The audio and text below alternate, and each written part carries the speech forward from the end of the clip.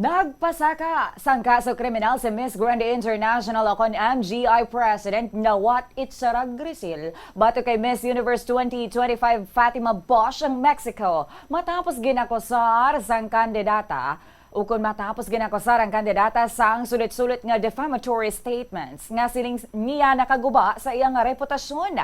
Suno sa apat ka panid nga police incident report nga ginpahayag sang MGI sa social media, personal nga nagpadulong si Nawat sa Wat Frayakay Police Station sa Bangkok sang Nobyembre 12 agod ireklamo si Bosch.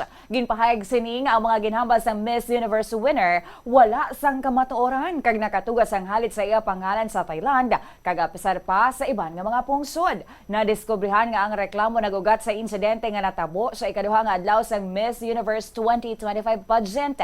Matandaan nga nagsabtanay sa Nawat kag Bosch matapos ginpahayag ni Miss Mexico nga hindi siya luyag pasakop sa isa ka sponsored shoot. Sunod sa report, natabo ang inaway sa tubang mismo sang iban pa nga mga kandidata.